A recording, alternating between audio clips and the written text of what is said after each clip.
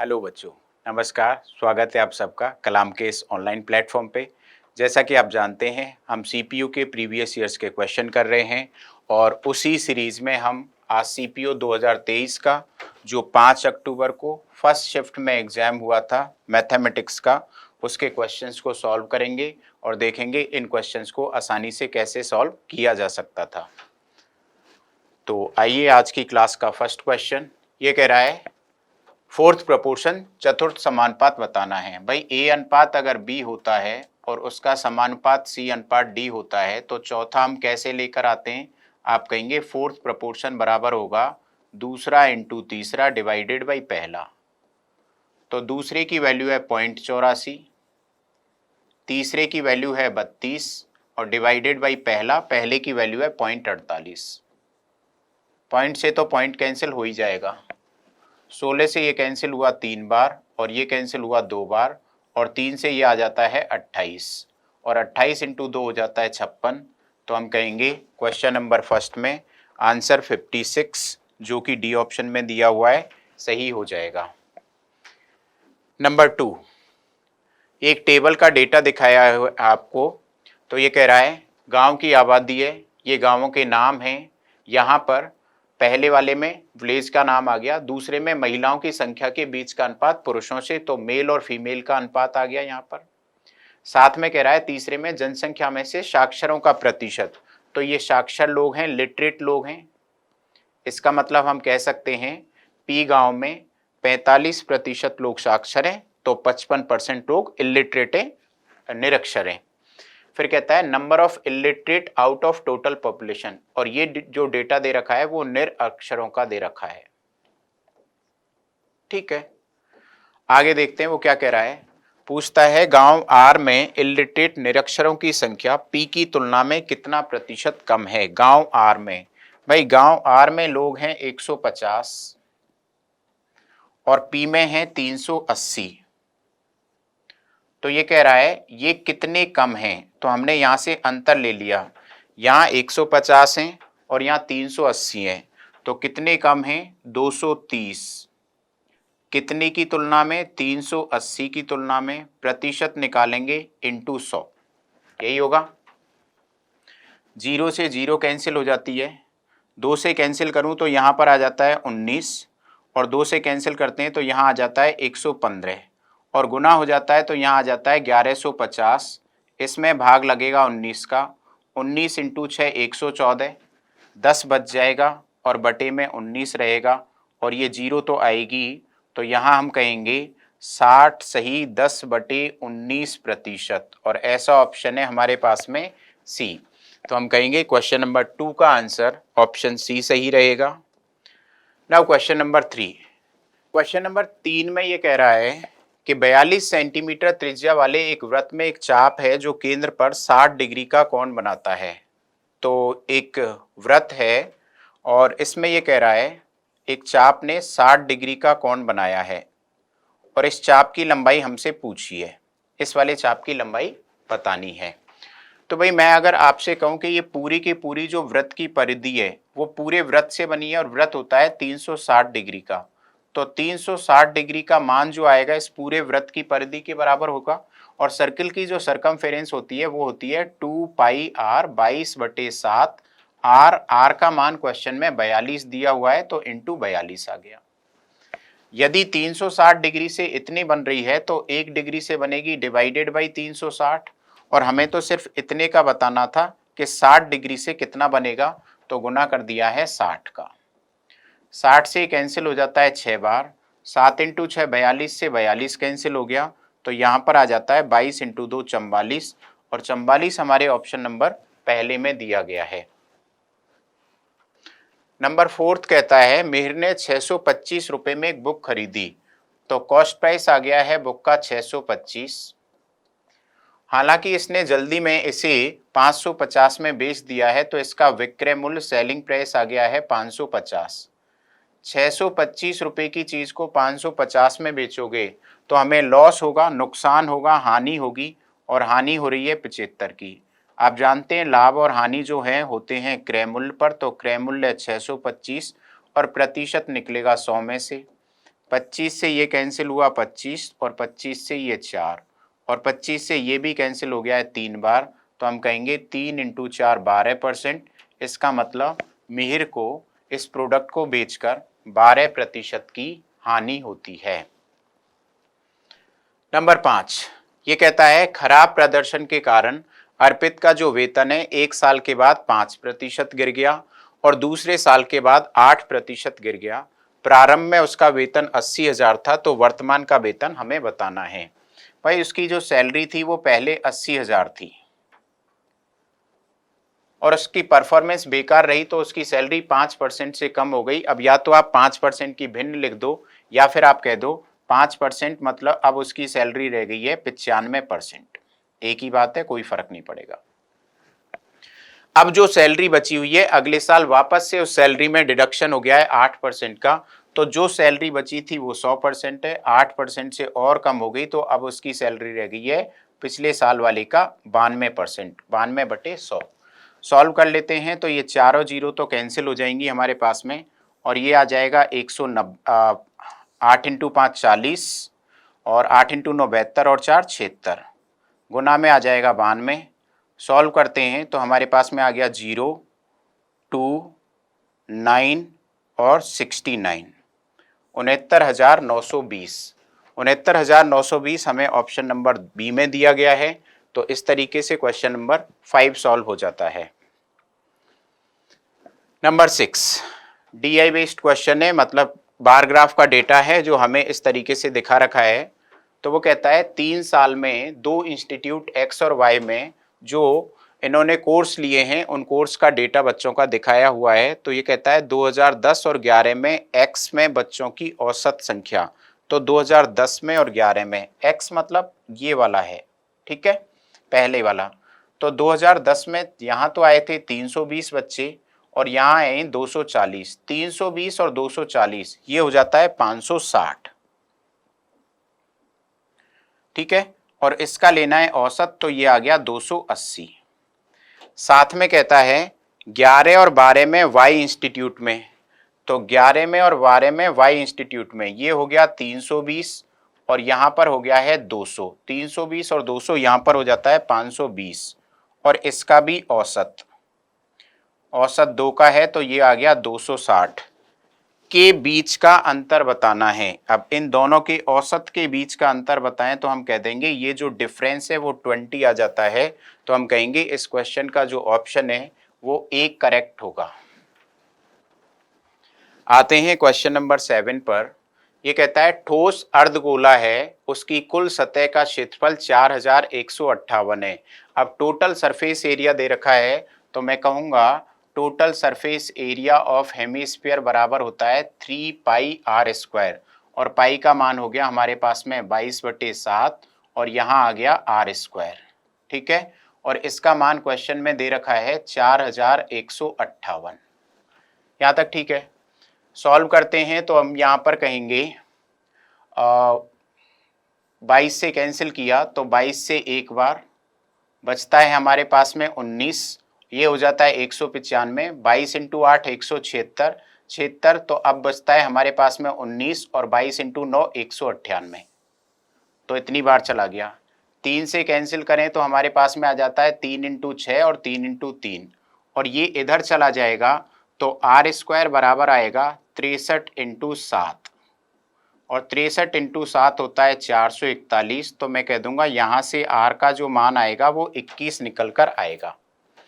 r का मान यदि 21 है तो ये कहता है इसका आयतन क्या रहेगा, ध्यान रहे कैसा है, आधा गोला है, पूरे गोले का आयतन होता है 4/3, तो हम कहेंगे वॉल्यूम ऑफ हेमिस्फीयर, अर्धगोले का आयतन, और अर्धगोले का जो आयतन होगा वो होगा 2/3 पाई, पाई बोले तो 22/7 r क्यूब, 21 का क्यूब चाहो तो आप 9261 सीधा लिख सकते हो या फिर आप इस तरीके से लिख सकते हो। सॉल्व करते हैं तो हमारे पास में वैल्यू आती है 19,404, क्योंकि ये 21 से 21 कैंसिल हो गया है, 21 इंटू 22 कर लेंगे और 21 इंटू 2 कर लेंगे, तो हमारे पास में जो आंसर आएगा वो 19,404 आ जाता है, ठीक है। नंबर 8 कहता है 8 छात्रों का औसत वजन 48 किलो है, 8 स्टूडेंट्स हैं और ये जो है इनका जो औसत वजन है वो है 48 किलो। आगे क्या कहता है, यदि 44 किलो वाले 4 छात्रों को और बुला लिया जाता है तो 4 नए स्टूडेंट्स आ रहे हैं, 4 न्यू कमर हैं, ये आ रहे हैं लेकिन इनका वजन 44 किलो है। भाई हमारे हिसाब से 48 होता तो ना तो औसत घटता ना कम बढ़ता, तो इसका मतलब इनकी वजह से औसत घटेगा। हर एक का वजन 4 किलो कम है और ऐसे 4 बच्चे आ रहे हैं तो 16 किलो वजन कम आ रहा है। साथ में औसत वजन 58 किलो वाले 4 बच्चे और आ रहे हैं, तो 4 बच्चे और आ रहे हैं और इनका औसत वजन है 58 किलो। अगर मैं इस पुराने से देखूं इसकी तुलना में तो वजन होना चाहिए था 48 और ये आ रहे हैं 58 वाले। कितने एक्स्ट्रा के आ गए, 10 किलो एक्स्ट्रा वेट लेकर आ रहे हैं और ऐसे भी आ रहे हैं 4, तो इनकी वजह से 40 किलो एक्स्ट्रा आ गया। अब देखो इनकी वजह से 16 किलो कम पड़ रहा था और इनकी वजह से 40 किलो ज़्यादा आया। देखा जाए तो अभी हमारे पास में ज़्यादा है, एक्स्ट्रा है। कितना, 40 प्लस का 16 माइनस का कितना आ गया एक्स्ट्रा, 24। तो जो 24 किलो एक्स्ट्रा बचा है वो सब में बराबर बटेगा। अब जो नया औसत आएगा वो 8 तो पहले ही थे, 8 और आ गए तो 16 का नया औसत आएगा, तो एक्स्ट्रा सब में बराबर बटेगा। तो 24 किलो को 16 में बांटेंगे बराबर, तो 8 से 2, 8 से 3, हर एक का वेट 1.5 से बढ़ जाएगा। औसत कितना था, 48, 48 जो है 1.5 से बढ़ जाएगा तो नया औसत हो जाएगा 49.5, जो कि हमारे फर्स्ट ऑप्शन में दिया गया है। तो हम कहेंगे इस क्वेश्चन में 49.5 सही आंसर होगा। नंबर 9, अब देखिए भाई अगर मैं इसे देखता हूं और इसे देखता हूं तो एक कंडीशन याद आती है कि अगर हम a प्लस बी के होल स्क्वायर में से जब माइनस करते हैं a माइनस बी का होल स्क्वायर तो हमारे पास में 4ab बचता है, सही है। लेकिन यहाँ पर एक्चुअल में पहले प्लस वाला ना देकर पहले माइनस वाला दे दिया, देन प्लस वाला दे दिया। तो अगर ये यहाँ होता और ये यहाँ होता तो रिजल्ट हमारे पास में माइनस का 4ab आ जाता। और a का मान पता है, b का मान पता है, तो रिजल्ट आएगा यहाँ माइनस का 4ab, माइनस का 4, a का मान है 1 और b का मान है 2x, तो हम सीधा कह देंगे माइनस का 8x हमारा आंसर होगा और माइनस का 8x ऑप्शन बी में रहेगा। नंबर 10, ये कह रहा है ये सेलर है, इन्होंने लैपटॉप्स बेचे हैं, 2 तरीके के लैपटॉप्स हैं, इनका रेशो भी दे रखा है। कहता है ए विक्रेता द्वारा जो बेचे गए लैपटॉप ब्रांड 1 है उसकी संख्या, तो टोटल लैपटॉप बेचे हैं 4000, 4000 में से 3 भाग है ए का और 1 भाग है ब्रांड 2 का, तो 4 बराबर 4000 है तो 3 बराबर 3000, तो इसने ब्रांड 1 के लैपटॉप बेचे हैं 3000। साथ में कहता है सेलर बी के द्वारा बेचे गए ब्रांड 2 के लैपटॉप की संख्या, सेलर बी टोटल लैपटॉप बेचता है 6000, 6000 में 2:1 है तो हम इसे बांट देंगे, 3 बराबर 6 तो 1 बराबर 2, तो इसने ब्रांड 2 के जो लैपटॉप बेचे हैं वो हैं 2000 और ये कह रहा है ये जो ए ने बेचे हैं इसकी संख्या बी की तुलना में कितनी ज़्यादा है।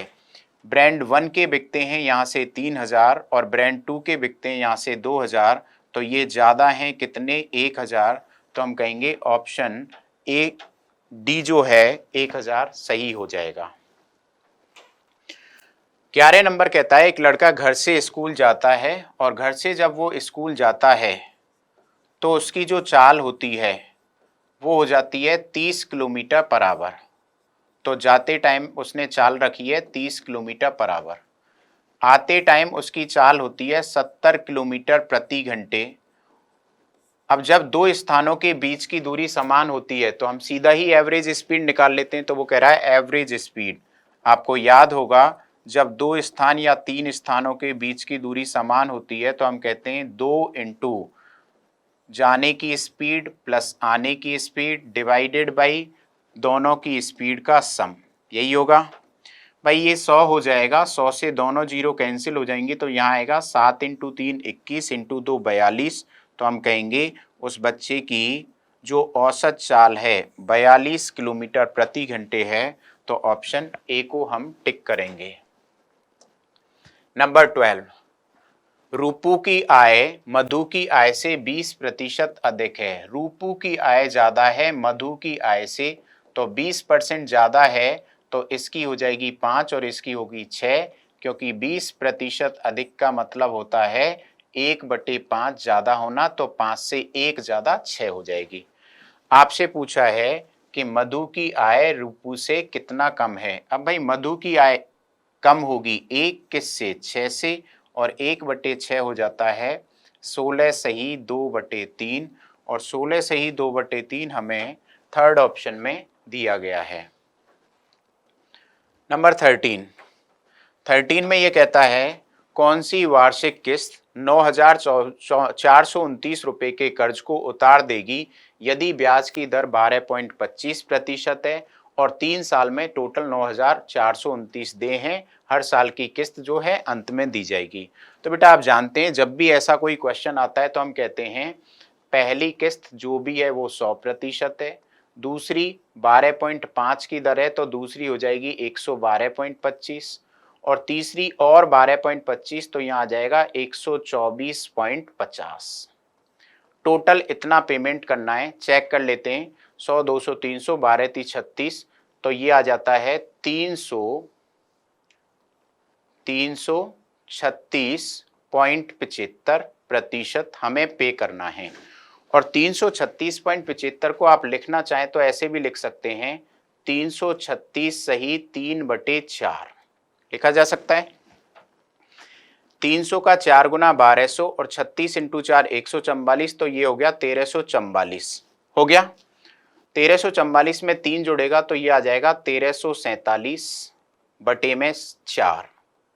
इतना हमें पे करना है, और क्वेश्चन के हिसाब से ये जो पेमेंट है वो है 9,429 का, तो ये बराबर हो गया 9,429। यदि मैं 1 का मान लाऊंगा तो आप कहेंगे 9,429 में भाग दे लेते हैं 1347 का, और ये आ जाएगा बटे में 4। ठीक है। और आपसे पूछा है एक किस्त, आपको पता ही है किस्त की जब वैल्यू निकालनी होती है तो हम मान 100 का निकालते हैं।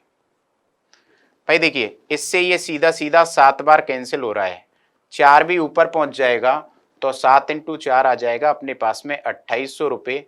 तो हम कहेंगे ये आपको किस्त देनी पड़ेगी 2800 रुपये की। तो ऑप्शन सी 13 नंबर के क्वेश्चन के आंसर के लिए बिल्कुल करेक्ट होगा। 14 अगेन टेबल के हिसाब से ये कह रहा है 6 अलग अलग स्कूल हैं और अलग अलग क्लास में जो पढ़ने वाले बच्चे हैं उनकी संख्या को रिप्रेजेंट कहता है। पूछता है सभी स्कूलों को मिलाकर कौन सी कक्षा में बच्चों की जो संख्या है सबसे कम है। तो 5th क्लास में 917 बच्चे पढ़ते हैं, 6 में 924, इसी तरीके से ये टोटल बच्चों का डेटा दे रखा है। आपसे पूछा है सबसे कम, अगर आप देखते हैं तो सबसे कम हमारे पास में डेटा आता है 903। तो हम कहेंगे सबसे कम बच्चे क्लास 9th में पढ़ते हैं, और क्लास 9th ऑप्शन सी में गिवन है। नाउ क्वेश्चन नंबर 15, वह न्यूनतम संख्या ज्ञात करिए जो इन सबसे पूर्णतः विभाजित हो। तो भाई इसका मतलब ये हमसे उसने एलसीएम जानना चाहा है। तो एलसीएम या तो मैं इन सबको अभाज्य गुणनखंड में ब्रेक करूं, या आप जानते हैं सबसे बड़ी संख्या को लिया 75 को। 75 का मतलब है 15 इंटू 5, तो इसका एक गुणनखंड 15 तो है लेकिन 4 नहीं है, तो 4 और लगा दिया। 34 के फैक्टर होते हैं 17 इंटू 2, 2 तो यहाँ मिल जाएगा, 17 नहीं है तो 17 का भी गुना कर दिया। साथ में 28 देखिए भाई यहाँ 4 है लेकिन यहाँ पर 7 नहीं है तो 7 भी लगा दिया। और 20 के बारे में बात करें तो 20 का 4 यहाँ मिल जाएगा, 5 यहाँ मिल जाएगा, इसका मतलब ये है इसका एलसीएम।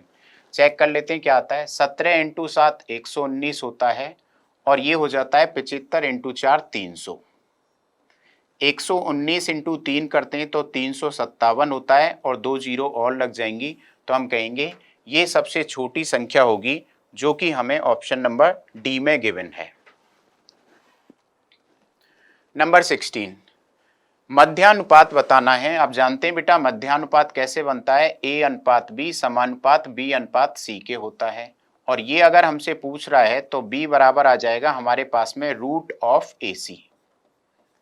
अब क्वेश्चन में ए और सी के मान दे रखे हैं 0.03 गुना में 0.0003 और इसका लेना है हमें रूट। अब देखिए भाई यहाँ पर 3 इंटू 3 9, 9 का रूट तो 3 आ गया, लेकिन यहाँ देखें तो 4 के बाद पॉइंट है और यहाँ 2 के बाद, तो टोटल 6 के बाद पॉइंट है। रूट लेंगे तो ये पॉइंट 3 के बाद लग जाएगा। तो मैं कहूँगा इसका जो आंसर रहेगा मध्यानुपात का वो रहेगा 0.003 और 0.003 जो है ऑप्शन बी में दिखता है। 17 नंबर क्वेश्चन सीधा सीधा फॉर्मूला बेस्ड दिया हुआ है। तो ए बी सी के होल स्क्वायर का फॉर्मूला अगर हम स्टार्टिंग में लगाते हैं तो हम कहेंगे A plus B plus C का होल स्क्वायर बराबर होता है A square plus B square plus C square plus 2ab plus B C plus C A. और a plus B plus C का होल स्क्वायर है 5, तो 5 का स्क्वायर 25 हो गया। ए स्क्वायर बी स्क्वायर सी स्क्वायर की वैल्यू हमें यहाँ से मिल जाएगी, क्योंकि यहाँ 2 और इसकी वैल्यू हमें क्वेश्चन में 7 दे रखी है, तो ये आ गया। अब ये जो 14 है वो इधर चला जाएगा, तो 25 में से 14 कम हो जाएगा, तो मैं यहाँ से लिख देता हूँ A square plus B square plus C square बराबर 11 हो जाता है। यहाँ तक ठीक है। A cube B cube C cube minus 3abc जो है इसको मैं लिखता हूँ A cube plus B cube plus C cube minus 3abc जो होता है वो होता है a plus B plus C और A square plus B square plus C square minus A B minus B C minus C A. Direct formula है भाई। अगर इसका मान चाहिए तो ये a plus B plus C का मान क्वेश्चन में ही दे रखा है 5, साथ में अब आ जाता है हमारे पास में A square plus B square plus C square जिसका मान है 11 माइनस। अब यहाँ देखिए अगर मैं माइनस ले लेता हूँ तो A B plus B C plus C A, और A B plus B C plus C A का मान हमें क्वेश्चन में ही 7 दे रखा है, तो यहाँ आ जाता है 7। ठीक है। 11 में से 7 कम करें तो 4 आता है और 4 इंटू 5 20 हो जाता है, तो हम कहेंगे आंसर जो है वो 20 करेक्ट हो जाएगा और ऑप्शन सी को हम टिक कर देंगे। 18 number question again pie chart से है। तो एक ग्राफ का क्वेश्चन है, ये कहता है अलग अलग जो यूथ है उसका जो हॉबी है स्पोर्ट्स में उसके बारे में डेटा रिप्रेजेंट किया गया है। अब ये कहता है कुल 4980 लोगों का सर्वे हुआ है, तो ये पूछता है बताओ फुटबॉल द्वारा सेंट्रल एंगल की वैल्यू क्या होगी। भाई फुटबॉल ने घेर रखा है 30% एरिया को और ये पूरा का पूरा एक वृत्त है जो कि 100% से बनता है, तो 100% का मान होता है पूरे के पूरे वृत्त का जो डिग्री में क्षेत्रफल हो गया वो 360 डिग्री हो गया। तो एक का मान आएगा 360 डिवाइडेड बाई 100 और हॉकी ने कवर कर रखा है 30%, तो 30 का मान आएगा 36 into 3 108 degree. 108 degree option A में मिल जाता है हमें। Now question number 19। एक दुकानदार है जो किसी वस्तु का लागत मूल्य 50% बढ़ा देता है। इस बात का मतलब ये हुआ कि अगर उसका क्रय मूल्य 100 है तो उसने इस पर जो MRP लगा रखा है वो 50% बढ़ाकर लगाया है, इसका मतलब 150 रुपये लगा दिया और वह इस पर MRP पर 40% की छूट दे देता है। अगर 40% की छूट दे दी है तो वो इसे बेचेगा कितने में, 60% में बेचेगा। 150 की चीज 60% में बिक रही है क्योंकि 40% का तो डिस्काउंट है और 150 का 60% निकालें तो 15 6 के 90 रुपए में ये चीज बिक रही है। एक्चुअल में ये चीज 100 रुपए की थी जो कि दुकानदार ने डिस्काउंट की वजह से 90 में बेच दी, तो फिर इस कंडीशन में तो दुकानदार को लॉस होगा और वो हुआ 10 का कितने पर, 100 पर, प्रतिशत भी 100 में से निकलेगा। इस वजह से हम डायरेक्ट टिक कर रहे हैं ऑप्शन बी को, 10% की हानि। 20 में कहता है Z रुपए के अंकित मूल्य वाली एक वस्तु 12% की छूट के साथ तो जो भी इसका अंकित मूल्य था वो Z था। 12% की छूट दे दी, इसका मतलब दुकानदार ने इसे 88% में बेच दिया है और बेचा कितने में है, 66/22 में बेचा है। आपसे पूछ रहा है Z का मान क्या है। 11 का मल्टीपल साफ साफ दिख रहा है, तो 11 × 8 और 11 से ये 6 और 11 से ये आ गया 2। यहाँ तक ठीक है। 4 से कैंसिल करें तो हमारे पास में, या फिर एक साथ ही कैंसिल कर लेंगे, यहाँ पर Z का जो मान आएगा वो आएगा 60200 और डिवाइड में 8, 8 7 56 और 4 8 5 40, 8 दूनी 16, 8 5 40, 7525। 7525 हमें ऑप्शन डी में दिख जाता है, तो हम कहेंगे डी ऑप्शन करेक्ट हो जाता है। 21, सुनित, हेमंत, रहमान और मोहन के मिड टर्म एग्जाम हुए हैं। मिड टर्म पहला हुआ है और मिड टर्म दूसरा हुआ है, तो इसका डेटा यहाँ पर उनके मार्क्स का डेटा दे दिया है, अंकों का डेटा दे दिया है।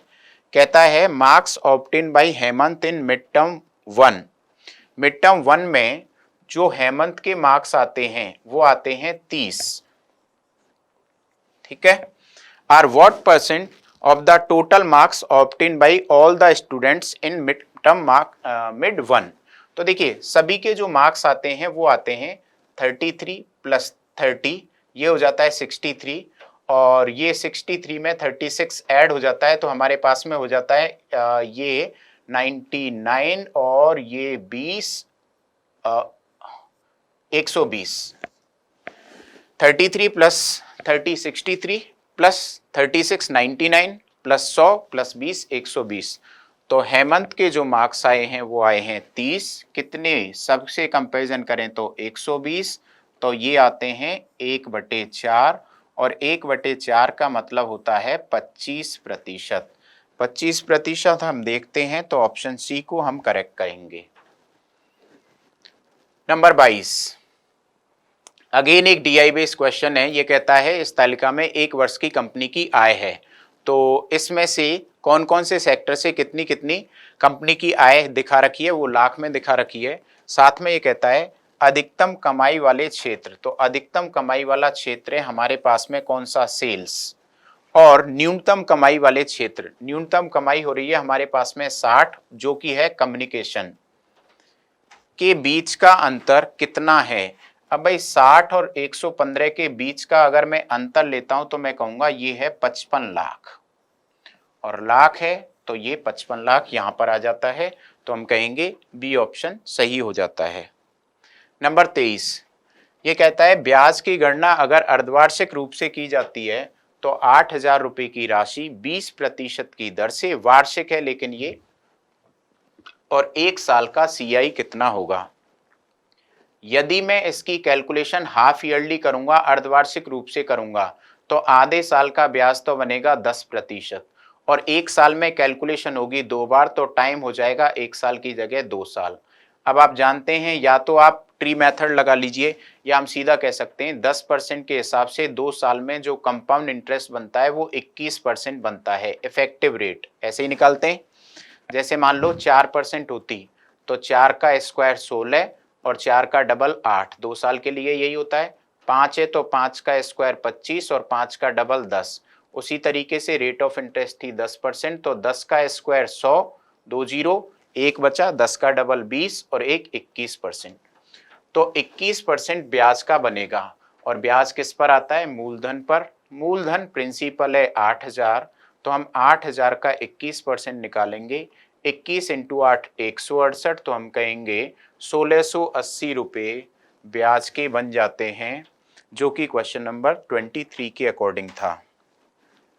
क्वेश्चन नंबर 24, ये कहता है इसका SCF क्या होगा, हाईएस्ट कॉमन फैक्टर। तो मुझे इसके भी गुणनखंड करने पड़ेंगे और इसके भी गुणनखंड करने पड़ेंगे, और इसमें मैक्सिमम, हाईएस्ट, सबसे ज्यादा या अधिकतम हमें गुणनखंडों को देखना पड़ेगा क्या कॉमन आ सकता है। तो भाई इसे मैंने लिखा एक बार x की पावर 6 है और ये भी 1 की पावर 6 है, तो इसे हम लिख सकते हैं x² की होल पावर 3 प्लस 1 की होल पावर 3। एक ही बात है, कोई फर्क नहीं पड़ेगा, ऐसे लिख लीजिए। और a³ प्लस b³ होता है a plus b, a² plus b² और माइनस ab। इससे ज़्यादा ये सॉल्व होगा नहीं। इसको सॉल्व करें तो ये है A square plus B square, और A square plus B square होता है ए प्लस बी और ए माइनस बी। अब a माइनस बी का तो हम कुछ नहीं कर सकते, तो ये तो ऐसे ही रहेगा एक्स स्क्वायर प्लस वन। इसको ज्यादा से ज्यादा और लिख सकते हो आप a plus b a minus b से a plus b a minus b. ये इसके गुणनखंड हो गए और ये इसके गुणनखंड हो गए। इसमें हाईएस्ट कॉमन फैक्टर अगर कॉमन ही आपको देखना है इसमें, तो एक सिर्फ कॉमन हमें एक्स स्क्वायर प्लस वन नजर आता है, तो हम कहेंगे इनका जो एचसीएफ है वो आता है एक्स स्क्वायर प्लस का वन, एक्स स्क्वायर प्लस का वन या वन प्लस एक्स स्क्वायर, एक ही बात है, तो ऑप्शन बी सही हो जाएगा। आइए 25 नंबर का जो क्वेश्चन है वो सिंप्लीफिकेशन का है, इसे भी हम सॉल्व कर लेते हैं। ये 3/2 लिखा हुआ है, लिख लिया। यहाँ आता है 4 तिया 12 और एक 13, 13/4 भाग है, तो मैंने इसको लिख दिया है 4/13 प्लस 1/2। 13/14 है तो मैंने गुना कर दिया है 14/13 का, और साथ में आ जाता है 1/5। इसी तरीके से अगर हम इसे लिखते हैं तो ये 1/5 तो है ही, साथ में ये है 3 दूनी 6 और 1 7, तो इसे हमने लिख लिया है 7/2। फिर आ जाता है माइनस का 1/3, और ये होता है 4 एकम 4 और 3 7/4, जिसको हम लिख देंगे 4/7, और गुना में आ जाता है हमारे पास में 3 दूनी 6 और 1 7, तो 7/2। जितना हो सकेगा कॉमन टर्म को कैंसिल कर देते हैं, जिससे हमारे लिए काम आसान रहेगा। 2 से ये 2 कैंसिल हो गया है, 2 से ये कैंसिल हो गया है 7 बार, और आगे प्लस में है। यहाँ कुछ कैंसिल नहीं हो रहा है, यहाँ अगर हम देखते हैं तो कैंसिल 7 से 7 हो रहा है और 2 से 2 हो रहा है। अब अगर इसे देखते हैं तो यहाँ पर आता है 6/13। फिर आगे आता है अपने पास में 7/13, और इसके बाद में आता है 1/5। यहाँ पर आता है 7/10 माइनस, फिर यहाँ हमारे पास बचता है ऊपर सिर्फ 2 बचेगा और नीचे 3 बचेगा, 2/3। देखिए भाई, इसके बाद का मैंने यहाँ लिखा है, ये दोनों ऐड हो जाएंगे तो 7 और 6 13, 13/13 मतलब 1 हो गया, 1 सही 1/5 आ गया।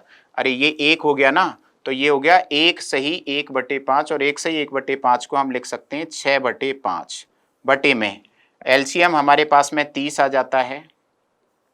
30 अगर एलसीएम आता है तो यहाँ 7 तिया 21 होगा, और यहाँ 10 दूनी 20 होगा। 21 में से 20 कम होगा तो 1 बचेगा। 5 से ये कैंसिल हो जाएगा 6, और ये 6 ऊपर पहुँच जाएगा, तो हम कहेंगे 6 × 6 36 हमारे इस क्वेश्चन का आंसर होगा। तो हम सी ऑप्शन को टिक कर रहे हैं। Now question number 26। Question number 26 में ये कहता है 2 आदमी या फिर 4 फीमेल एक दीवार को 34 दिनों में बनाती हैं। इसका मतलब ये है 2 आदमी एक दिन में उतना ही काम कर रहे हैं जितनी की 4 औरतें कर रही हैं, या फिर मैं कहूँ एक आदमी 2 औरतों के बराबर काम कर रहा है। तो एक आदमी अगर 2 औरतों के बराबर काम कर रहा है, तो यहाँ से हमारे पास में इनकी क्षमता का अनुपात आ गया है 2:1। 2 आदमी 4 औरतों के बराबर काम कर रहे हैं, इसका मतलब एक आदमी 2 औरत के बराबर काम कर रहा है। अब बात ये आती है कि टोटल वर्क कुल काम कितना है। तो जब 2 आदमी गए, एक आदमी ने 2 काम किया, तो 2 आदमियों ने किया 2 × 2 4, और फिर भी दीवार बनी 34 दिन में, तो कुल कार्य हो गया है 2 × 2 × 34।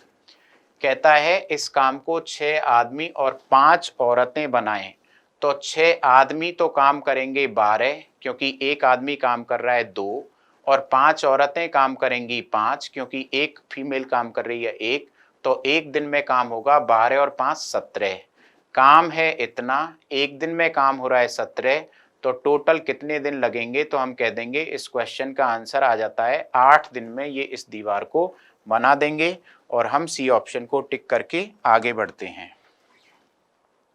कहता है इन संख्याओं का एचसीएफ क्या होगा।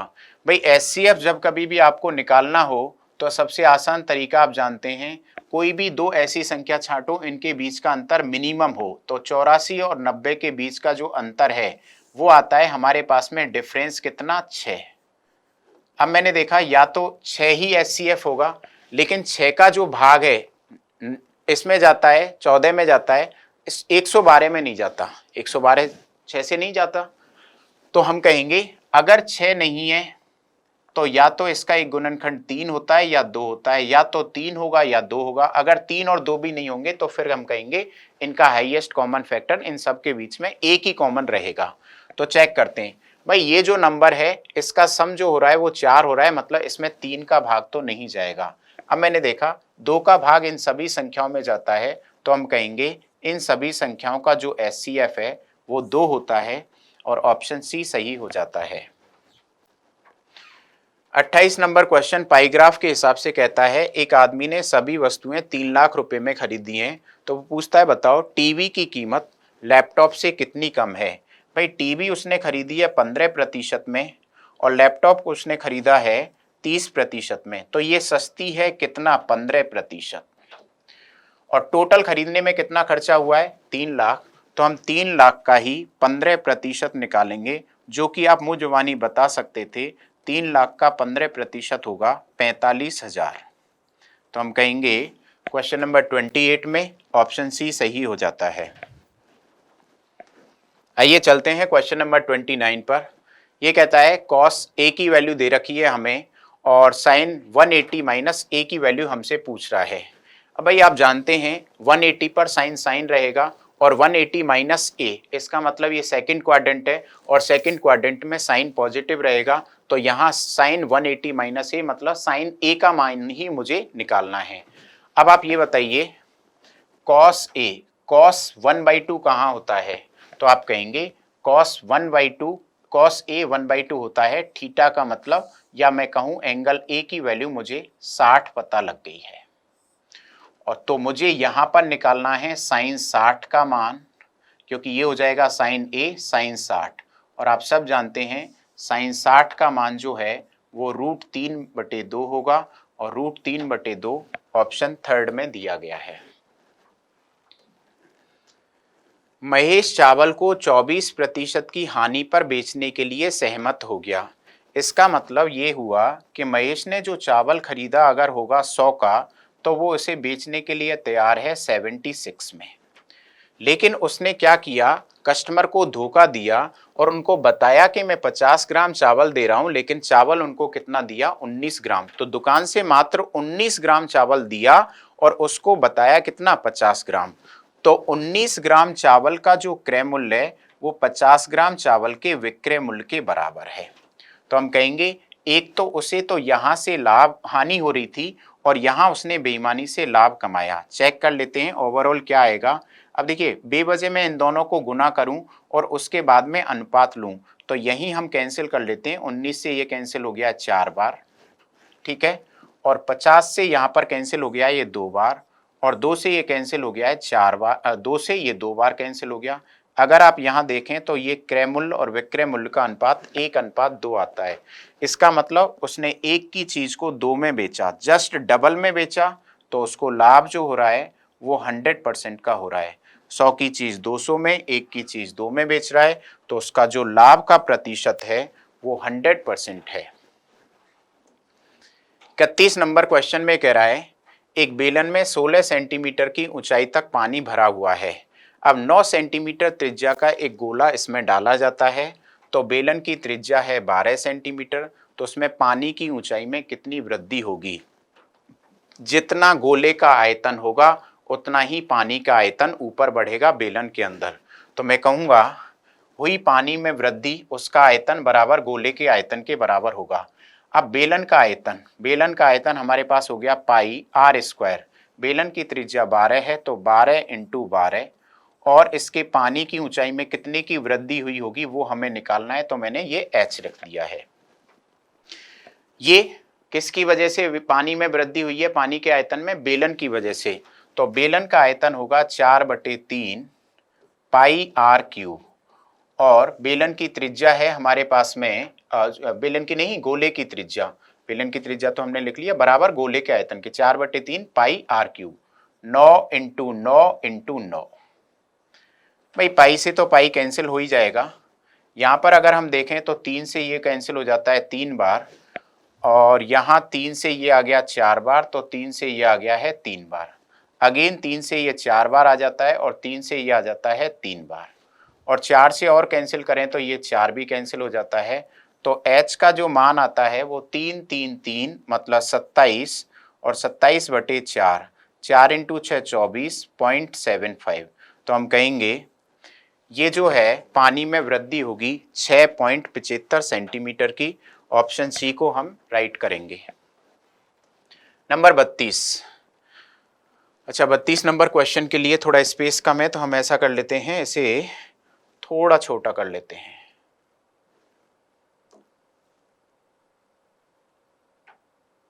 आपने क्वेश्चन तो देख ही लिया होगा, और वैसे भी अभी भी लेजिबल तो है ही, बस मुझे इतना स्पेस चाहिए। अब हम इसे सॉल्व कर लेंगे। कहता है ए किसी काम का 1/5 भाग 20 दिन में करता है। आप जानते हैं 1/5 का मतलब 5 में से एक काम में 20 दिन लगाए हैं, तो टोटल काम 5 में ए लगाएगा 100 दिन। तो मैं कह देता हूं ए उस काम को 100 दिनों में पूरा कर देगा। आगे की लाइन, बी उस काम का 30%। 30% का मतलब होता है 3/10। 3/10 काम 36 दिन में हुआ है, 10 में से 3 काम 36 दिन में, 3 = 36, तो 1 = 12, तो टोटल काम बी करेगा 120 दिन में। साथ में कहता है सी इस काम का 80%। 80%, अब या तो ऐसा कह दो 80% हुआ है 160 में, तो 1 होगा 2 में, तो 100 होगा 200 में, या 80% की भिन्न बना लेते 4/5। तो सी करेगा इस काम को 200 दिन में। सबसे पहले तो क्वेश्चन में से आपको ये इन्फॉर्मेशन इस तरीके से कन्वर्ट करनी थी। अब पहले हम ये पता कर लेते हैं ऐसा कौन सा काम है जिसको ये कर रहे हैं, तो एक ऐसी संख्या जो इन सब की मल्टीपल हो। तो हम कह देंगे काम की वैल्यू है 600, तो ये आ गया है टोटल वर्क। तो यहाँ आएगी इनकी कैपेसिटी मतलब क्षमता, 6 आ जाएगी, 5 आ जाएगी और 3 आ जाएगी। आगे क्या कह रहा है पढ़ते हैं। बी और सी ने मिलकर x दिनों तक काम किया। बी और सी मिलकर काम करेंगे x दिनों तक। तो बी काम करेगा 5 और सी काम करेगा 3। 5 और 3 8 के हिसाब से x दिनों तक काम किया। साथ में कहता है x दिनों के बाद बी ने काम छोड़ दिया। अब आ जाएगा ए, तो ए और सी ने साथ काम किया और दोनों ने शेष काम को x - 41 दिन में पूरा किया। तो अब ए और सी काम करते हैं, तो ए काम करेगा 6 और सी करेगा 9, और इन्होंने 9 के हिसाब से काम किया है x - 41 दिन तक। x - 41 दिन तक कुछ काम ये हुआ है और कुछ काम ये हुआ है, बचा हुआ काम इन्होंने कर दिया है। कहता है बी और सी के द्वारा एक साथ किया गया काम और ए और सी के द्वारा एक साथ किए गए काम का अनुपात भी हमें क्वेश्चन में दे रखा है 19:6। तो ये जो काम का अनुपात है ये दे रखा है, ये बराबर हुआ है 19/6 के। ठीक है, तो ये कहता है बताइए सी अकेले 2x दिनों में उस काम का कितना भाग करेगा। कुल मिलाकर हमें x का मान लेकर आना है। पहले x का मान ले आते हैं। देखिए भाई, यहाँ आएगा 8 × 6 48। ठीक है, और यहाँ चाहो तो इसे कैंसिल कर लो, 3 से ये 3 और 3 से ये हो जाएगा 2, थोड़ा आसान हो जाएगा डेटा। इधर आएगा अपने पास में 8 दूनी 16, और यहाँ आएगा आपके पास में 19 × 3 57। इधर आएगा 57 और इधर आएगा 16, यही तो आएगा। तो हमारे पास में यहाँ बचेगा इधर 16 इधर 57, तो 41x बराबर में। अब ये जो गुना होकर इधर आएगा माइनस का, तो प्लस में हो जाएगा और वो टर्म बचेगी 3 × 41, और ये मल्टीप्लाई होगा 19 से। 41 से 41 सीधा कैंसिल हो जाएगा, x का मान आ जाएगा 57। कह रहा है सी 2x दिनों में इस काम का कितना भाग करेगा। सी से काम कराना है हमें 2x डेज, और x का मान हमें पता है 57 है। तो सी एक दिन में काम करता है 3, तो 2x में कितना काम करेगा, 3 × 2 × 57। 57 × 2 114 × 3 342। सी ने काम किया होगा 342। कितने में से काम का भाग पूछा है, 600 में से, तो 342 काम हुआ कितने में से, 600 में से। तो हम कहेंगे यहाँ पर 6 से ये कैंसिल हो गया 100 बार, और 6 इंटू 5 30 और 6 इंटू 7 42, तो हम कहेंगे सी जो है 2x डेज में काम का 57/100वां भाग पूरा कर देगा। तो क्वेश्चन नंबर 32 में ऑप्शन ए सही हो जाएगा। नाउ क्वेश्चन नंबर 33, दो वृत्तों की त्रिज्याएं हमें दे रखी हैं और हमें इनकी कॉमन ट्रांसवर्स जो टेंजेंट है वो दे रखी है, इसकी लंबाई दे रखी है 20, तो दोनों के केंद्र की बीच की दूरी बतानी है। ये तो भाई सीधा सीधा फॉर्मूला बेस्ड क्वेश्चन हो गया। जो ओवेनेस्ट स्पर्श रेखा है इसकी लंबाई हमें 20 दे रखी है, ये बराबर होती है दोनों के केंद्रों के बीच की दूरी का स्क्वायर माइनस दोनों की त्रिज्याओं के योग का स्क्वायर, तो ये है 6 + 9 का स्क्वायर। ये हो गया। 20 का स्क्वायर हो जाता है हमारे पास में 400, बराबर आता है डी स्क्वायर, और 9 और 6 15 का स्क्वायर 225। 225 इधर आएगा तो 625 हो जाएगा। 625 बराबर होगा डी स्क्वायर के, तो डी का मान आएगा 25। इसका मतलब उन दोनों वृत्तों के केंद्रों के बीच की दूरी है 25, और 25 हमें फर्स्ट ऑप्शन में मिल जाता है। नंबर 34, निकुंज धारा के विपरीत 1 घंटे में 4 किलोमीटर जाता है, तो उसकी धारा के विपरीत मतलब अपस्ट्रीम। अपस्ट्रीम जो स्पीड है वो आती है 1 घंटे में 4 किलोमीटर, तो 4 किलोमीटर पर आवर। साथ में वो कहता है और धारा की दिशा में 15 मिनट में जाता है 2 किलोमीटर। भाई सीधा ही देख लो, 15 मिनट में अगर 2 किलोमीटर जाता है तो 1 घंटे में 8 किलोमीटर जाएगा, क्योंकि आधे में जाएगा 4 और 1 घंटे में जाएगा 8। तो धारा की दिशा में डाउन स्ट्रीम, धारा के साथ उसकी जो चाल निकल कर आती है वो निकल कर आती है 8 किलोमीटर पर आवर। 15 मिनट में 2, तो 1 घंटे में 8। आपसे कह रहा है शांत जल में 7 किलोमीटर तय करने में उसे कितना समय लगेगा। अगर हमें कभी अपस्ट्रीम और डाउन स्ट्रीम दे रखी होती है और नाव की चाल मतलब बोट की चाल पूछी होती है, तो हम दोनों को जोड़कर 2 का भाग देते हैं, यही तो करते हैं, और उसमें 2 का भाग दे दिया। 8 और 4 12/2 मतलब कि 6 किलोमीटर पर आवर। इसका मतलब ये है कि नाव शांत जल में 6 किलोमीटर पर आवर से जाएगी। नाव को कितनी समय लगेगा वो डिपेंड करेगा कितना चलना है 7, और किस चाल से चल रही है 6 से। 7 किलोमीटर में 6 किलोमीटर पर आवर का भाग देंगे तो 1 घंटा तो पूरा पूरा आ गया, साथ में आ गया 1/6। आवर को मिनट में कन्वर्ट करेंगे तो यहाँ लगा दिया 60, तो हम कहेंगे 1 घंटे 10 मिनट में ये इस दूरी को तय कर लेगी, और 1 घंटे 10 मिनट ऑप्शन डी में हमें मिल जाता है। आइए क्वेश्चन नंबर 35 पर आते हैं।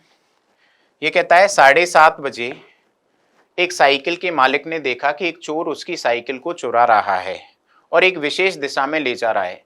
10 किलोमीटर पर आवर की स्पीड से लगभग चाल से जा रहा है। तो चोर की चाल पता लग गई और चोरी किस समय हुई ये पता लग गया। आगे कहता है उसने पुलिस को चोरी की सूचना दी और पुलिस वाले ने चोरी के समय के आधे घंटे बाद मतलब 8 बजे से लेकिन 12 किलोमीटर की चाल से चलना उस बिंदु से चोर का पीछा किया। तो पूछता है बताओ पुलिसकर्मी चोर को कितने बजे पकड़ेगा। भाई इसमें कंडीशन ये हुई, चोरी यहाँ 7:30 बजे हुई थी, लेकिन यहाँ से पुलिस वाले ने चलना चालू किया है 8 बजे, और पुलिस वाले की जो चाल है वो है 12 किलोमीटर पर आवर। बट चोरी तो यहाँ 7:30 बजे ही हो गई, तो जब यहाँ पुलिस वाला होगा उस टाइम पर चोर यहाँ पर होगा, क्योंकि ये 7:30 बजे से 8 बजे तक आधे घंटे में चोर आगे आ चुका होगा यहाँ पर। तो चोर होगा यहाँ पर जो कि भाग रहा है 10 किलोमीटर पर आवर से। अगर चोर की चाल 10 है तो वो आधे घंटे में यहां तक 5 किलोमीटर की दूरी तय करके आ चुका होगा। इसके बाद से दोनों एक ही दिशा में भागना चालू करेंगे। चोर की चाल कम है और पुलिस वाले की चाल ज्यादा है। जैसे ही ये गैप खत्म हो जाएगा, चोर को पकड़ लेगा पुलिस वाला, तो दोनों के बीच का गैप है 5 किलोमीटर। ये 5 किलोमीटर का फासला खत्म करना है किसको? पुलिस वाले को। पुलिस वाला 1 घंटे में 12 किलोमीटर जाता है और चोर जा रहा है 10 किलोमीटर, तो ये समान दिशा में 1 घंटे में 2 किलोमीटर एक्स्ट्रा चल पाएगा। और इसे एक्स्ट्रा कितना चलना है? 5 किलोमीटर एक्स्ट्रा चलना है। अगर 2 किलोमीटर पर आवर एक्स्ट्रा चलेगा तो 5 किलोमीटर एक्स्ट्रा चलने में इसको 2.5 घंटे का समय लगेगा। हम कह सकते हैं चोर 2.5 घंटे के बाद पकड़ में आ जाएगा। कब? जब से पुलिस वाले ने भागना चालू कर किया है, पीछा करना चालू किया है। तो ये बात है 8 की, 8 में जोड़ा 2.5, इसका मतलब 10:30 बजे पुलिस वाला जो है चोर को पकड़ लेगा। 10:30 सी ऑप्शन में मिल जाता है। 36 अगेन पाई ग्राफ का एक क्वेश्चन हुआ और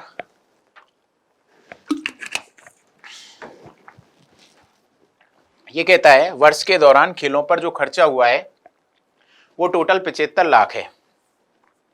तो ये कहता है क्रिकेट और हॉकी पर कुल मिलाकर कितना पैसा खर्च हुआ। भाई क्रिकेट पर खर्च होता है 20% और हॉकी पर खर्च होता है 13%। 20 और 13 कितना हो जाता है? 33% खर्चा होता है। किसका? 75 लाख का। सॉल्व करते हैं तो हमारे पास में ये आ जाता है, 75 को 3 से मल्टीप्लाई कर लेते हैं तो ये करना ही पड़ेगा। देखिए 75 इंटू 3 225 हो गया, तो ये 5 आ गया और हमारे पास में 22 बच गया। अगेन 225 होगा, 225 में 20 जोड़ते हैं तो हमारे पास में 245 और 247, तो ये आ जाएगा 24,75,000 का खर्चा हो चुका है। 24,75 हमें ऑप्शन सी में मिल जाता है। तो हम कहेंगे क्वेश्चन नंबर 36 जो है उसका आंसर सी ऑप्शन करेक्ट है। ओके, ये कह रहा है त्रिभुज एबीसी में कौन एबीसी और कौन एसीबी के समद्विभाजक एक बिंदु ओ पर मिलते हैं। तो पहले एबीसी एक त्रिभुज बना लेते हैं इसको समझने के लिए। तो ये हमने एक त्रिभुज बना लिया, ठीक है, और ये एंगल अगर ए हो जाता है तो ये हो गया है बी और ये हो गया है सी। अब कहता है ए बी सी, तो यहाँ ये बी का समद्विभाजक और ए सी बी, तो इसका भी जो समद्विभाजक है ये यहाँ पर मिलते हैं और इसका नाम बिंदु ओ है। कहता है ये जो BOC की वैल्यू है, ये एंगल BOC की वैल्यू है 125। तो आपसे पूछ रहा है BAC की वैल्यू क्या है। सबसे आसान क्वेश्चन तो देखा जाए यही है। आप जानते हैं एंगल O की जो वैल्यू आएगी वो आएगी 90 डिग्री प्लस इसके शीर्ष पर बने हुए कोण का आधा, और इसका मान 125 दे रखा है, बराबर में 90 है प्लस एंगल A का आधा। ये इधर जाएगा तो 35 बचेगा और 35 एंगल A का आधा होगा तो एंगल A की वैल्यू हमारे पास में आ जाती है 70 डिग्री। 70 डिग्री ऑप्शन डी में मिल जाता है। तो अब हम चलते हैं क्वेश्चन नंबर 38 पर। कहता है 850 मीटर और 700 मीटर लंबी दो रेलगाड़ियां राजधानी और किसान एक्सप्रेस एक दूसरे से 150 मीटर की दूरी पर हैं और एक दूसरे की ओर समांतर पटरियों पर चल रही हैं, ठीक है। अब ये कहता है Mumbai Rajdhani 62 kilometre per hour की स्पीड से चल रही है और 55 किलोमीटर पर आवर से दूसरी चल रही है। कितने समय में रेलगाड़ियां एक दूसरे को पार करेंगी।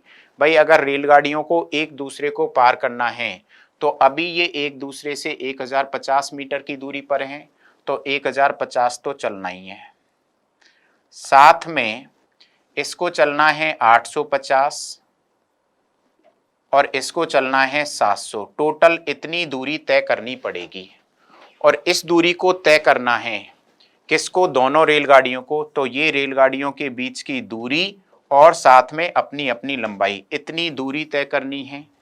दूरी को कौन तय करेंगी? दोनों रेलगाड़ियां तय करेंगी। तो दोनों की चालों का योग आएगा। क्यों आएगा योग?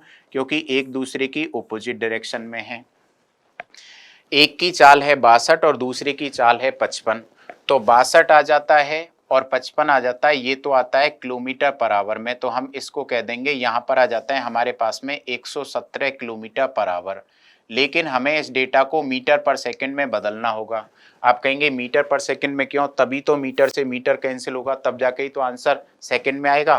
तो 117 इसको मीटर पर सेकंड में बदलने के लिए 5/18 आ गया, जिससे हम कहेंगे ये इतने मीटर पर सेकंड से ये एक दूसरे को इतने सेकंड में पार कर लेंगी। अब चेक करते हैं। देखिए यहाँ पर हो जाता है आपके पास में 1050, 1100 और 800, 1900 और 700, 2600। टोटल चलना है 2600 बटे में 117 इंटू 5 और ये पहुंच गया है अपने पास में 18 ऊपर। ठीक है, 9 से ये आ जाता है 2 बार और 13 इंटू 9 हो गया अपने पास में 117 और 13 से ये हो गया अपने पास में 2 और 5 से ये हो गया अपने पास में 4, 40 इंटू 2 80, तो आंसर आ जाएगा 80 सेकंड में एक दूसरे को पार कर लेंगी, जो कि हमें ऑप्शन नंबर बी में मिल जाता है। नाउ क्वेश्चन नंबर 39, ये कहता है साइन बीटा की वैल्यू जो है वो 1/3 है। तो मैंने एक एंगल बीटा बनाया और यहाँ वैल्यू 1/3 है। आप जानते हैं साइन की जो वैल्यू है वो लंब और कर्ण को बताती है, तो ये अगर 1 है तो कर्ण का मान 3 है, तो यहाँ आ जाता है मान √8। 9 माइनस 1 √8 आ गया। सेक बी, सेक होता है कॉस का उल्टा और कॉस होता है आधार बटे कर्ण, तो मैं यहाँ लिख दूंगा कर्ण बटे आधार 3 बटे में √8 minus tan beta, tan beta लंब बटे आधार, लंब है 1, आधार है √8, तो 1 बटे में √8। इसका मान हमसे पूछा है, ऊपर आ जाता है 2 और नीचे है √8। √8 को भाई हम लिख सकते हैं 2√2, 2 से 2 कैंसिल हो जाएगा, हमारे पास में 1/√2 बचेगा और 1/√2 हमें 2 दूनी 4 दूनी 8। अच्छा, इसका स्क्वायर भी करना है, कोई बात नहीं, इसका स्क्वायर करना है तो ये स्क्वायर हो गया, तो यहाँ भी इसका स्क्वायर होगा और यहाँ भी इसका स्क्वायर होगा और स्क्वायर करने के बाद यहाँ पर आ जाएगा 1/2 और 1/2 हमें ऑप्शन डी में मिल जाता है। ये कहता है एक लंब वर्गाकार पिरामिड का पार्श्व पृष्ठीय क्षेत्रफल 624 है। ठीक है, तो ये कुछ इस तरीके की कंडीशन हुई कि एक वर्गाकार आधार है और इसका बेस इस तरीके का है और इस पर एक पिरामिड इस तरीके से बना हुआ है। ठीक है, अगर इसका विकर्ण जो है वर्ग का 24√2 है, तो आप कहेंगे भुजा √2 इसका विकर्ण होता है, तो इसकी भुजा का मान आ गया है हमारे पास में 24। अब यहां से यहां तक की दूरी, ये जो यहां से यहां तक की सीधी ऊंचाई होगी, तो यहां से यहां तक की दूरी ये 12 हो गई और ये इसकी स्लांट हाइट हो जाएगी यहां तक की। ठीक है, और ये इसकी हाइट हो जाएगी। ठीक है, अब यहां तक आते हैं तो ये कहता है इसका पार्श्व पृष्ठीय क्षेत्रफल। आप जानते हैं पिरामिड का जो पार्श्व पृष्ठीय क्षेत्रफल होता है वो होता है 1/2 आधार का परिमाप इंटू ऊंचाई, और ये दे रखा है क्वेश्चन में 624। आधार का परिमाप, आधार है वर्ग और वर्ग का परिमाप होगा 24 इंटू 4, तो वर्ग की भुजा 24 और ऐसी भुजा 4 इंटू इसकी स्लांट हाइट, तिर्यक लंबाई। ठीक है, तो इसे कैंसिल करते हैं तो हमारे पास 2 से ये कैंसिल हो जाता है 12 और 12 से कैंसिल किया 12 इंटू 5 60 और 12 इंटू 2 और 4 से ये कैंसिल किया तो यहाँ आ जाता है 13। तो मुझे पता लग गया इसकी जो स्लांट हाइट है उसका मान आ गया है 13। तो ये तो भाई एक ट्रिपलेट बन गया, ये सीधी दूरी होगी यहाँ पर और ट्रिपलेट बन गया। ये 12 है, ये 13 है, तो ये 5 हो जाएगा क्योंकि 5 12 13 का ट्रिपलेट बन जाएगा, तो इसकी हाइट आ गई है 5। अब ये आपसे पूछ रहा है पिरामिड का आयतन क्या होगा। पिरामिड का जो आयतन होता है वो आप जानते हैं 1/3 आधार का क्षेत्रफल, आधार है वर्ग और वर्ग का क्षेत्रफल होता है भुजा का स्क्वायर, आधार का क्षेत्रफल इंटू ऊंचाई, ऊंचाई का मान है हमारे पास में 5, तो गुना कर दिया 5 का। चेक करते हैं क्या आता है, 3 से ये 8 और 24 इंटू 5 120 और 120 इंटू 5 ये आ जाता है 600। 600 हम देखते हैं तो हमारे पास में यहाँ कैलकुलेशन मिस्टेक हुई है, 24 इंटू 5 120 और 120 इंटू 8 करना था, है ना, 5 नहीं करना था, और ये आ जाता है 960। 960 ये आ जाता है हमारे पास में ऑप्शन थर्ड में। छोटी सी कैलकुलेशन मिस्टेक थी, चेक कर लेंगे आप। आइए क्वेश्चन नंबर 41 पर आते हैं। क्वेश्चन नंबर 41 में कह रहा है आयत की भुजाओं का अनुपात है 3:8, तो आयत की लंबाई गुना चौड़ाई और बराबर है हमारे पास में 1944। सॉल्व करें तो हमारे पास में आता है 8 से कैंसिल किया तो 8 इंटू 2 16 बचता है 3, 8 इंटू 4 32 और 8 इंटू 3 24। 3 से कैंसिल करें तो 3 इंटू 8 और 3 एकम 3, एक्स स्क्वायर बराबर 81 है तो x का मान 9 आ जाता है। यदि x का मान 9 है तो आपसे पूछा है इसका परिमाप कितना होगा। परिमाप होता है 2 गुना लंबाई प्लस चौड़ाई। लंबाई का मान 3x और 8x, 11x होगा। 11 इंटू एक्स का मान 9, 11 इंटू 9 99 इंटू 2 198, 198 डी ऑप्शन में है। नाउ क्वेश्चन नंबर 42 कहता है ए और बी प्रतिदिन 10 घंटे काम करके काम को 24 और 30 दिन में पूरा करते हैं। ए ने काम किया है 10 घंटे और 24 दिन काम किया है। वही काम बी ने भी किया है हर दिन 10 घंटे, लेकिन बी से जो काम हुआ है 30 दिन में हुआ है, तो बी से काम हुआ है 30 दिन में। यहाँ से हम दोनों की क्षमताओं का अनुपात निकालते हैं, तो 6 से 4 और 6 से 5, तो ए और बी जो पर आवर वर्क करते हैं उसका काम का अनुपात आ गया है 5:4। कैपेसिटी आ गई है। कैपेसिटी दिनों में नहीं आई है, घंटों में आई है, क्योंकि हमने टाइम का मल्टीप्लाई कर लिया है आवर के अकॉर्डिंग। अब ये कहता है, अच्छा पहले ये निकाल लेते हैं काम कितना है। काम इससे निकालो चाहे इससे निकालो, बराबर आएगा टोटल वर्क। ए जो कि 5 काम करता है, हर दिन 10 घंटे काम किया है और 24 दिन में पूरा कर दिया है, तो 24 इंटू 5 120, मतलब टोटल काम है 1200। इसने कहा है काम 2 पारियों में होता है। सुबह की पारी में 6 घंटे काम होता है और शाम की पारी में 4 घंटे। पहले दिन ए सुबह आता है और बी शाम को आता है, और वे हर दिन अपनी शिफ्ट को बदल लेते हैं। तो होगा क्या, पहले दिन ए तो आएगा पहली पारी में 6 घंटे के लिए और बी आएगा दूसरी पारी में 4 घंटे के लिए। दूसरे दिन क्या होगा, पहले बी आएगा 6 घंटे के लिए और फिर ए आएगा 4 घंटे के लिए, और ये क्रम ऐसे ही बदलता रहेगा। तो हमें यहाँ 2-2 दिन का काम पता लग जाएगा, जो कि एक पेयर में होगा। ए हर घंटे 5 काम करता है तो 6 घंटे में करेगा 30, और बी हर घंटे 4 काम करता है तो 4 घंटे में करेगा 16, तो इधर तो काम होगा 46।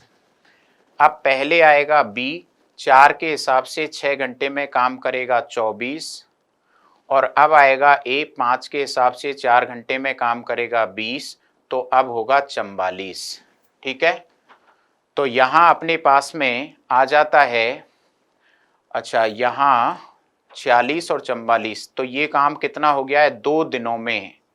2 दिन में काम हो जाता है हमारे पास में 90।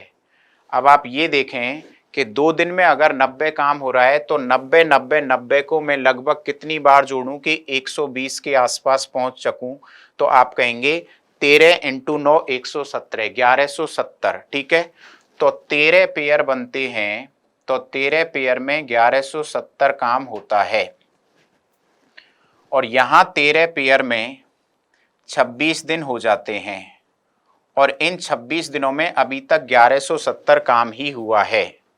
अब आपसे पूछा जाता है कि काम कितने दिन में पूरा होगा, तो भाई टोटल काम है 1200, 1200 में से काम हो चुका है 1170, तो काम बचा है 30। अब 27वें दिन बारी है, ए आएगा 6 घंटे के लिए और बी आएगा 4 घंटे के लिए, तो काम होगा 46। तो आपसे पूछा है किस दिन काम समाप्त होगा, तो 26 दिन तो लग ही चुके हैं, काम 27वें दिन पर जाकर कंप्लीट हो जाएगा।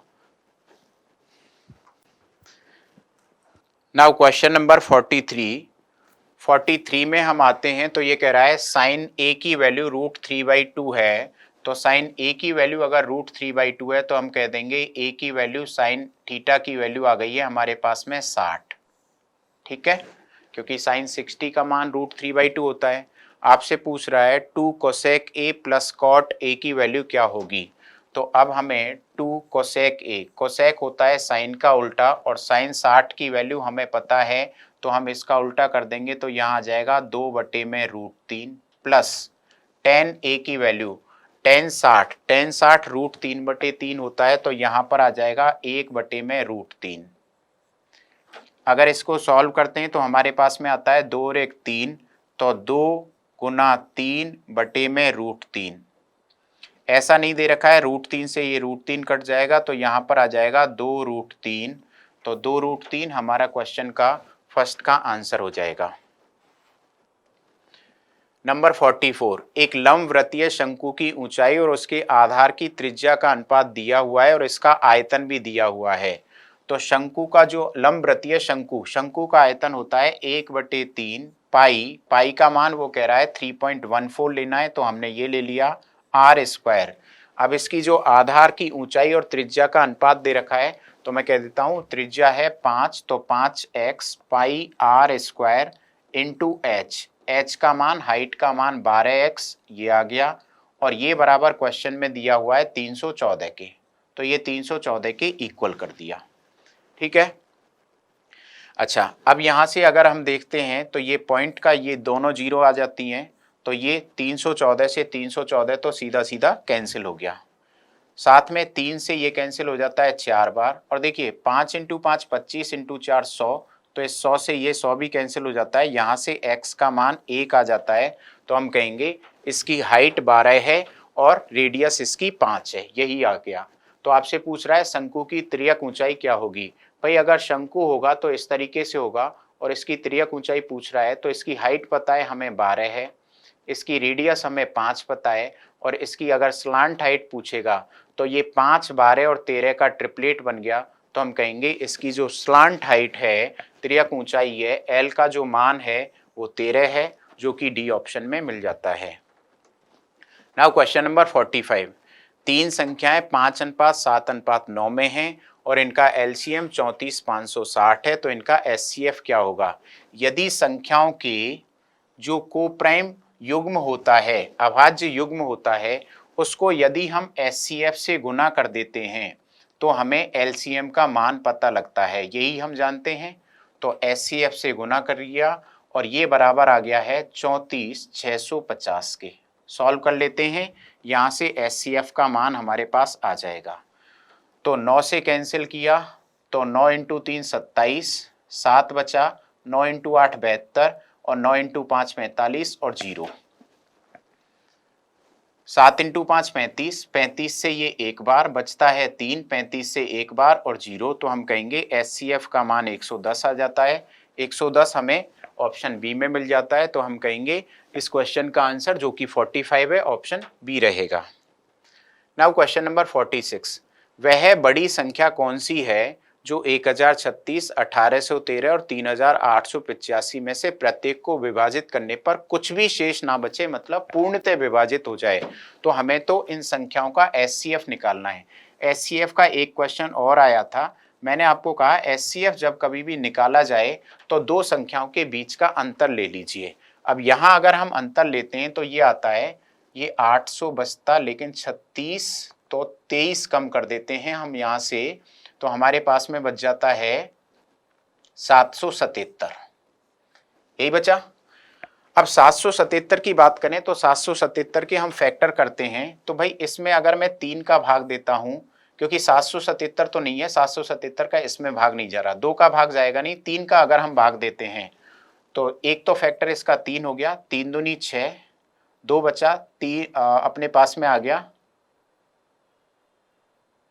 3 दूनी 6 आ गया अपने पास में, 1 3 × 5 15 और 3 × 9 27, 259। इसे ऐसे भी लिखा जा सकता है भाई, 259 से देखें तो ये 4 बार कट जाता है, 259 से देखें तो ये अपने पास में कट रहा है 9 बार, ठीक है, और ये अपने पास में 259 से ये भी कट रहा है, तो मैं कहूँगा इसका जो एचसीएफ है वो 259 आ जाता है, और 259 हमें ऑप्शन में दिया हुआ है जो कि डी में है।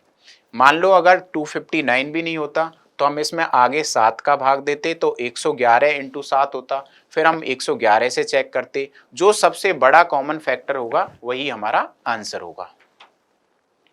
47, साइन ए का मान दे रखा है और आगे का मान हमसे पूछा है। तो साइन ए का मान दे रखा है, तो मैंने यहाँ एंगल ए के रिगार्डिंग बात की, तो साइन बराबर होता है लंब बटे कर्ण, तो ये 2 है और ये 3 है, 3 का स्क्वायर 9 - 4, तो यहाँ आ जाता है √5।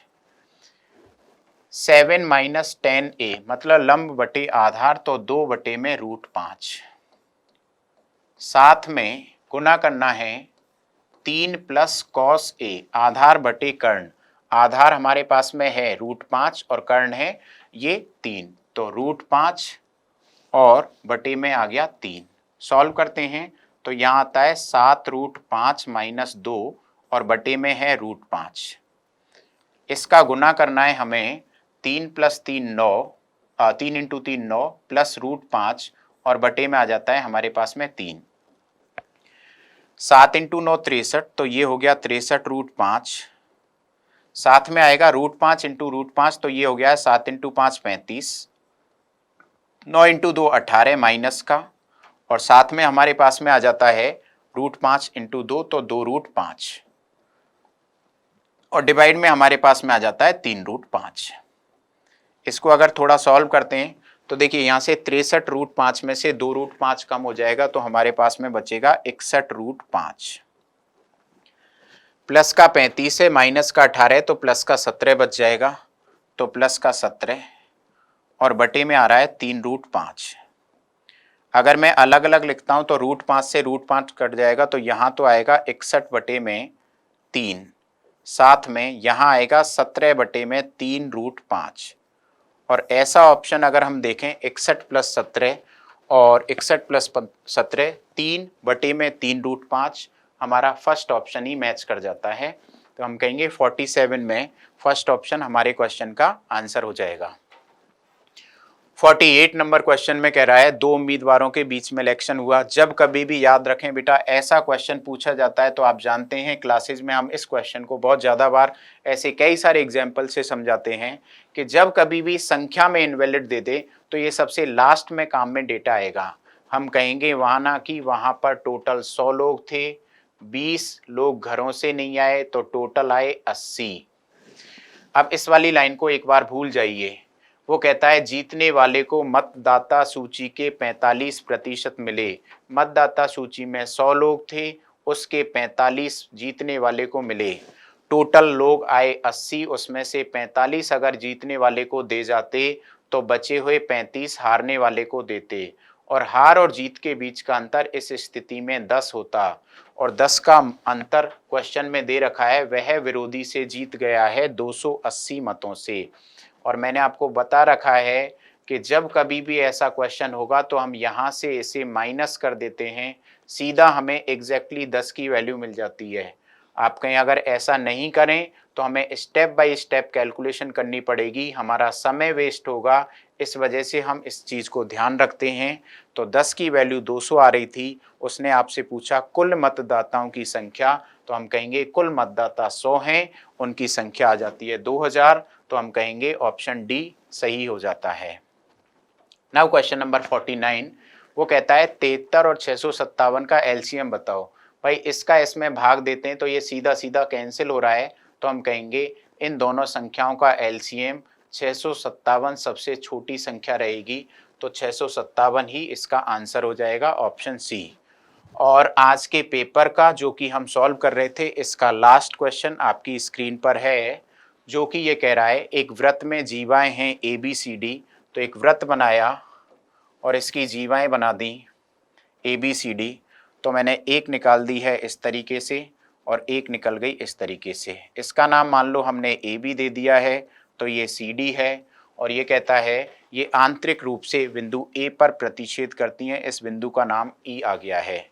कहता है यदि CD है 18 की, पूरी है 18 की, जिसमें से DE का मान 5 है, अगर ये 5 है तो इसका मान 13 हो गया क्योंकि पूरे का मान 18 है। साथ में कहता है AE का मान 13 है, तो आपसे पूछ रहा है BE का मान क्या होगा, कुल मिलाकर मुझे इसका मान निकालना है। और आप जानते हैं भाई इस केस में क्या होता है, इस जीवा की लंबाई 13 × x बराबर इस जीवा को जो भागों में बांटा है 13 × 5। यहाँ से अगर हम कैंसिल करते हैं तो हमारे पास में 13 से 13 कैंसिल हो जाता है, और x का मान हमारे पास में 5 आ जाता है। और हम कहेंगे अगर x का मान हमारे पास में 5 है तो हम कहेंगे AB की जो लंबाई है वो हमारे पास में, अच्छा BE की लंबाई पूछी भी BE की लंबाई है, तो BE की लंबाई हमारे पास में 5 आ जाती है। और अगर वो पूछ लेता AB की लंबाई क्या है तो हम कहते 18, लेकिन हम कहेंगे अभी के लिए इसका आंसर 5 रहेगा। तो इस तरीके से हमने इन क्वेश्चंस को सॉल्व किया। मिलेंगे नेक्स्ट वीडियो में अगले क्वेश्चन पेपर के सॉल्यूशन के साथ। तब तक आप प्रैक्टिस करते रहिए, अपनी तैयारी को और अच्छे से करिए। Thank you.